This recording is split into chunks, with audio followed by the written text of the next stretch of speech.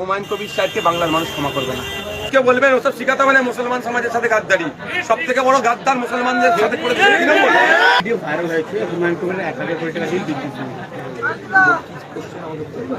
1000 কোটি ডিল করেছে বিজেপির সঙ্গে।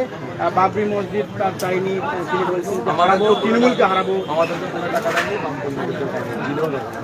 তৃণমূল বলছে আমরা ফটোরা তুলে লোকের কাছে ভিক্ষাতে পারি না। তৃণমূল বলছে মুসলিম সমাজের সঙ্গে। শুনে একটা কথা বলো, তৃণমূলকে বলবেন ওসব শিখাতে হবে না, মুসলমান সমাজের সাথে গাদ্দারি। সব থেকে বড় গাদ্দার মুসলমানদের সাথে করেছে তৃণমূল।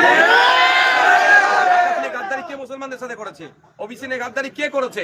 রাস্তাঘাটে দুর্গাপুর থেকে শুরু করে বিভিন্ন জায়গায় মব লিঞ্চিং হচ্ছে মুসলমানরা পশ্চিমবাংলায়। কার সরকারের আমলে? মমতা শিখাচ্ছে আমাদেরকে গাদ্দারি করার কিসি? আমাদেরকে এখন সার্টিফিকেট দিচ্ছে। যার জন্ম হচ্ছে বিজেপির গড় বেশি, আবার মুসলমানদের সাথে গাদ্দারি না গাদ্দারির প্রশ্ন কি হচ্ছে? হ্যাঁ, ভিডিওটা যদি সত্য হয় হুমায়ুন কবির সাহেবকে বাংলার মানুষ ক্ষমা করবে না। আমরা কোনো মতেই বিজেপি বাংলায় দাঁত ফুটাক, এই রবি ঠাকুরের মাটি, নজরুলের মাটি, রামমোহনের মাটিতে কোনোভাবে আমরা মানবো না। কিন্তু ভিডিও সত্যতা যাচাই করা দরকার এবং দ্রুততার সাথে যাচাই হোক।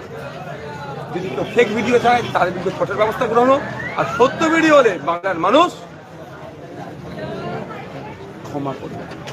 এসআই নিয়ে আন্দোলন করতে গিয়ে আইনজীবী মোফাজ্জল ইসলাম অ্যারেস্ট হয়েছে এবং মমতা বন্দ্যোপাধ্যায় বলছেন মূল চক্রী কালপিট। তাহলে আমি অনেক আগে আমরা বামপন্থীরা আমরা বলেছিলাম কি এসআইআর এর মূল চক্রী হচ্ছে, এসআইআর নিয়ে মানুষকে হয়রানি করার মূল যে হোতা তার নাম মমতা ব্যানার্জি, বলেছিলাম তো।